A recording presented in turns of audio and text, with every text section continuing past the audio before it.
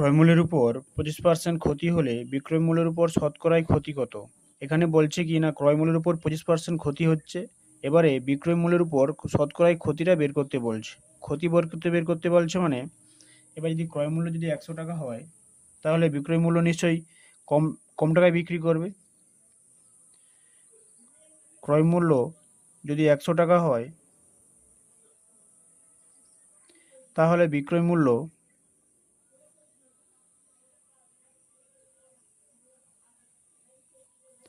কম টাকায় কত 25% ক্ষতি বলছে যেহেতু কত 75 টাকায় বিক্রি করবে। এবার আমার ক্ষতি কত হবে না ক্ষতি ইকুয়াল টু ক্রয় মূল্য মাইনাস বিক্রয় মূল্য সমান 25 টাকা। এবার এখানে কি বলছে না বিক্রয় মূল্যের উপর শতকরায় ক্ষতি বের করতে বলছে, তাহলে বিক্রয়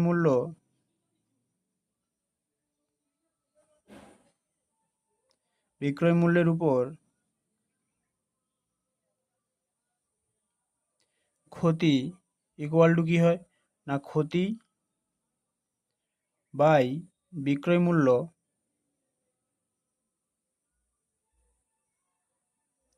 ইন্টু 100%। যেহেতু আমার এখানে বিক্রয় মূল্যের উপর ক্ষতি চাইছে তাই আমরা নিচে কি করলাম বিক্রয় মূল্য রাখলাম উপরে ক্ষতি রাখলাম আর ইন্টু 100 যেমন থাকে থাকলাম। কিন্তু যখন নর্মাল সূত্র হয় লাভের হার বা ক্ষতির হার বের করতে বলে তখন আমাদের কি হয় না নিচে ক্রয় মূল্য হয়, যদি উপরে লাভ বলে তাহলে উপরে লাভ থাকে, যদি ক্ষতি বলে তাহলে ক্ষতি থাকে। কিন্তু এর ক্ষেত্রে যেহেতু বিক্রয় মূল্যের উপর বলছে তাই আমরা বিক্রয় মূল্য রাখলাম, তারপর উপরে ক্ষতি যেহেতু ক্ষতি রাখলাম সমান ক্ষতি এখানে কত 25, বিক্রয় মূল্য কত 75 ইন্টু 100%।